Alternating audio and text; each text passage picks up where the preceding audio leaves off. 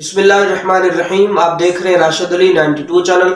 इस चैनल पर हम नात मनकबत इस्लामी वीडियो, मोटिवेशनल वीडियो, इसके अलावा दिलचस्प और हैरत अंगेज वाक़ियात और कहानियां बयान की जाती हैं। चैनल लाजमी सब्सक्राइब करें, इंशाल्लाह आपको भी बहुत सारी मालूमात हासिल होगी।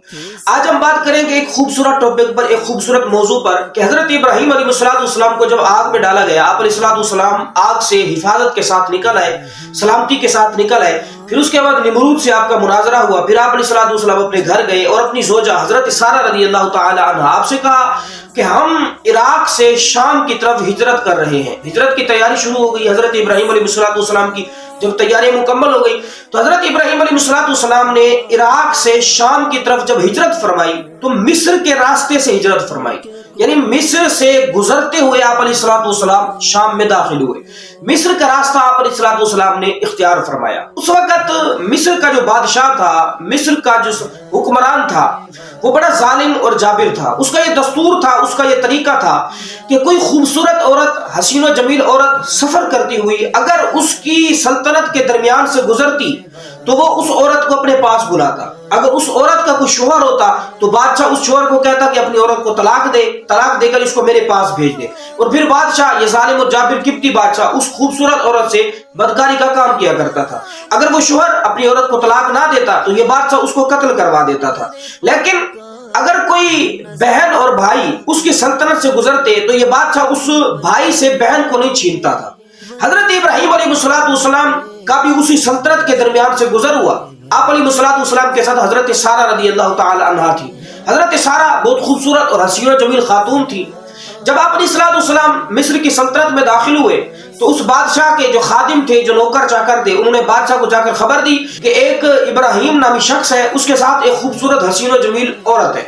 हजरत इब्राहीम अलैहिस्सलाम को बादशाह ने पैगाम भेजा कि आप अपनी औरत को तलाक देकर मेरे पास भेज दें। हजरत इब्राहीम अलैहिस्सलाम ने इनकार किया। हजरत इब्राहीम अलैहिस्सलाम को भी और हजरत सारा को भी महल के अंदर बुला लिया गया। बादशाह जब हजरत सारा रज़ियल्लाहु ताला अन्हा को एक अलग जगह पर ले गया और बुराई की नीयत से आपकी तरफ हाथ बढ़ाया, हजरत सारा रज़ियल्लाहु ताला अन्हा ने अल्लाह ताला की बारगाह में दुआ की कि या अल्लाह अज़्ज़ व जल, अगर मैं तुझ पर ईमान लाई हूँ, तेरे नबी पर ईमान लाई हूँ और मैंने अपनी इस्मत की हिफाजत की है, तो इस जालिम को मुझ पर मुसल्लत ना फरमा। जब हजरत सारा रज़ियल्लाहु ताला अन्हा आपने ये दुआ की तो उसका बादशाह का दम घुट गया और वो उसके गले से खरखराहट की आवाजें आने लगी, जैसे कोई बंदा किसी का गला दबाता है, और वो उस वक्त पाँव मारने लगा, कांपने लगा। हजरत सारा रज़ियल्लाहु ताला अन्हा आपने फिर अल्लाह ताला की बारगाह में दुआ की कि या अल्लाह अज़्ज़ व जल, अगर ये बंदा मर गया, अगर ये बादशाह मर गया तो लोग कहेंगे कि सारा ने इसे कत्ल कर दिया। जब हजरत सारा रज़ियल्लाहु ताला ने ये दुआ की तो अल्लाह तबारक व तआला ने उसे ठीक कर दिया और वो सही सलामत खड़ा हुआ। फिर उसने बुराई की नियत से हजरत सारा रज़ियल्लाहु ताला अन्हा की तरफ हाथ बढ़ाना चाहा। हजरत सारा ने फिर अर्ज की कि या अल्लाह अज़्ज़ व जल, अगर मैं तुझ पर ईमान लाई हूँ, तेरे रसूल पर ईमान लाई हूँ, मैंने अपनी इज्जत की हिफाजत की, मैंने अपनी इस्मत की हिफाजत की है, तो इसको मुझ पर मुसल्लत ना फरमा। अल्लाह तबारक व तआला ने फिर वही कैफियत उस पर तारी कर दी। उसका दम घुटने लगा, खरखराहट की आवाजें निकलने लगी और फिर जमीन पर अपने पाँव मारने लगा। हजरत सारा ने अर्ज की कि या अल्लाह अज़्ज़ व जल, अगर ये बंदा मर गया तो लोग कहेंगे कि सारा ने इसे कत्ल कर दिया। फिर अल्लाह तबारक व तआला ने उसको तंदुरुस्ती अता फरमाई, उसको सेहत याबी अता फरमाई। अलगर्ज दूसरी या तीसरी मर्तबा जब ये मामला हुआ तो उस बादशाह ने अपने खादिम को बुलाया और उसको कहा कि तुम मेरे पास किसी औरत को नहीं ले आए हो, तुम मेरे पास एक जिन्नी को ले आए हो, एक जिन्निया औरत को ले आए हो, इसको मेरे पास से दूर कर दो। हजरत सारा रज़ियल्लाहु ताला अन्हा आपको हजरत इब्राहीम अलैहिस्सलाम के पास ले जाया गया और बादशाह ने अपने मुहाफिजों से कहा कि इन मर्द औरत को एक खादमा दे दो, हमारी तरफ से एक खिदमत गुजार इनको दे दो। तो उस वक्त हजरत हाजरा रज़ियल्लाहु ताला अन्हा को हजरत सारा के पास बतौर खादमा पेश किया गया। और एक दूसरी रिवायत में है कि जब बादशाह ने बुराई की नियत से हजरत सारा की तरफ हाथ बढ़ाना चाहा तो उसका हाथ मफलूज हो गया। उसने कहा कि तुम मेरे लिए दुआ कर दो, मैं तुम्हें कुछ नहीं कहूंगा। हजरत सारा ने दुआ की, उसका हाथ ठीक हो गया। जब उसका हाथ ठीक हुआ तो फिर उसने बुराई की नियत से हाथ बढ़ाना चाहा, फिर उसका ज्यादा पहले से भी सख्त तरीके से उसका हाथ मफलूज हो गया। उसने फिर कहा कि मेरे हाथ को ठीक कर दो, मेरे लिए दुआ कर दो, मैं तुम्हें छोड़ दूंगा। हजरत सारा ने दुआ की, उसका हाथ ठीक हो गया। दूसरी या तीसरी मर्तबा जब ये मामला हुआ, जब ये मरहला हुआ, तो फिर उसने अपने मुहाफिजों को बुलाया और कहा कि तुम मेरे पास किसी औरत को नहीं ले आए, एक जिन्नी को ले आए हो जो कि इंसानों में से नहीं है, इसको मेरे पास से दूर कर दो और बतौर तोहफा इसको एक खादमा दे दो। हजरत सारा رضی اللہ تعالی عنہا جب حضرت ابراہیم کے پاس گئی تو حضرت ابراہیم نماز ادا فرما رہے تھے. حضرت ابراہیم نے پوچھا کہ اے سارہ بتاؤ کیا ہوا؟ تو حضرت سارہ نے عرض کی کہ اے میرے خامد، اے میرے سرتاج، اے ابراہیم، اللہ تعالیٰ نے اس ظالم اور جابر سے میری عزت کی حفاظت فرمائی ہے اور اس نے مجھے ایک عورت بطور تحفہ بھی دی ہے. یہاں پر یہ بات یاد رکھیں کہ حضرت ہاجرہ رضی اللہ تعالی عنہا کوئی باندی یا لونڈی نہیں تھی، بلکہ آپ علیہ الصلوۃ والسلام بھی ایک شہزادی تھی. ہوا کچھ یوں کہ اس وقت مصر کا جو بادشاہ تھا، جو مصر کا حکمران تھا، جو سلطنت کا مالک تھا، اس نے کسی علاقے پر حملہ کیا، کسی دوسری سلطنت پر حملہ کیا، اور جس سلطنت پر حملہ کیا اس پر غالب آ گیا، اس کے بادشاہ کو قتل کر دیا. اور یہ حضرت ہاجرہ اس بادشاہ کی شہزادی تھی. جب اس بادشاہ نے اس دوسرے بادشاہ کو قتل کر دیا تو اس کی بیٹی کو، اس کی شہزادی کو اپنے پاس قیدی بنا کر لے آیا، اور پھر اس نے حضرت ہاجرہ رضی اللہ تعالی عنہا کے ساتھ بھی بدکاری کرنا چاہی، لیکن اللہ تبارک و تعالی نے حضرت ہاجرہ کو بھی محفوظ رکھا.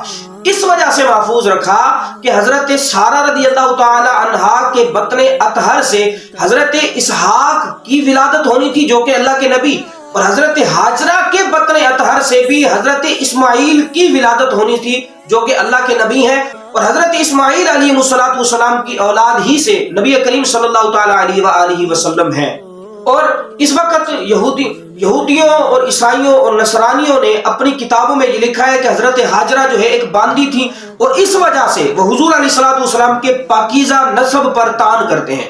تو یہ بات بالکل غلط ہے، سراسر جہالت ہے. حضرت ہاجرہ رضی اللہ تعالیٰ عنہ کوئی لونڈی یا باندی نہیں تھی، بلکہ حضرت ہاجرہ رضی اللہ تعالیٰ عنہا ایک شہزادی تھی، اور یہ شہزادی اس بادشاہ کے پاس، مصری بادشاہ کے پاس بطور قیدی رہتی تھی.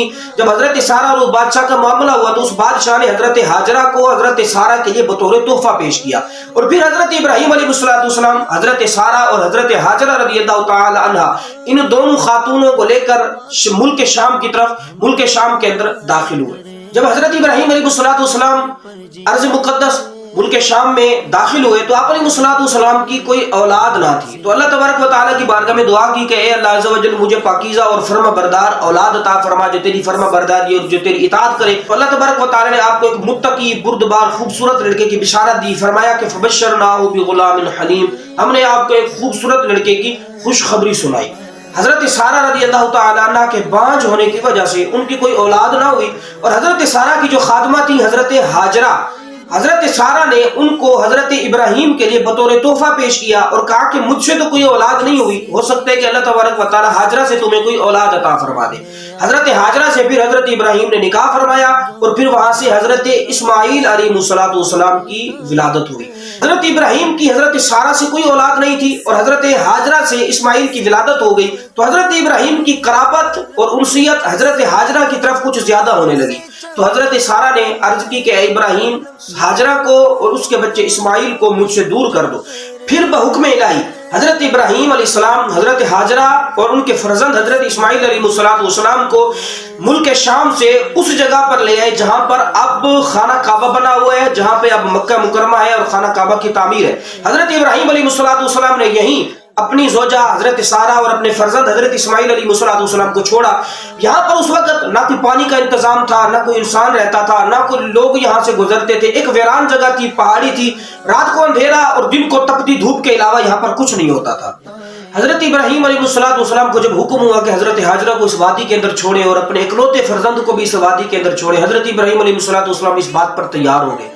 یہ اطاعت خداوندی تھی. اللہ تبارک و تعالی کی اطاعت پر آپ علیہ السلام نے سر تسلیم خم کیا. اور جب حضرت ہاجرہ رضی اللہ تعالیٰ کو اس وادی کے اندر حضرت ابراہیم نے چھوڑا اور حضرت ابراہیم علیہ السلام واپس تشریف لے جانے لگے، حضرت ہاجرہ نے پوچھا کہ تم مجھے اس وادی میں کیوں چھوڑ کر جا رہے ہو؟ جانا انسان ہے، نہ انسان کی ذات ہے، نہ کوئی خبر گیر کرنے والا ہے، یہاں پہ کچھ بھی نہیں ہے. تو حضرت ابراہیم علیہ السلام چپ کر کے واپس چلے گئے. حضرت ہاجرہ نے عرض کی کیا یہ حکم الہی تھا؟ حضرت ابراہیم نے کہا، فرمایا کہ ہاں یہ حکم الہی. تو حضرت ہاجرہ نے فرمایا کہ اگر یہ حکم الہی ہے تو پھر میرا رب عز و جل مجھے بے یار و مددگار نہیں چھوڑے گا. یہ بھی حضرت ہاجرہ رضی اللہ تعالیٰ کا توکل، اللہ تبارک و تعالیٰ کی ذات پر بھروسہ اور انتہا درجے کا قابل تعریف ایک صبر تھا جس کی مثال آج تک دنیا کے اندر نہیں ملتی.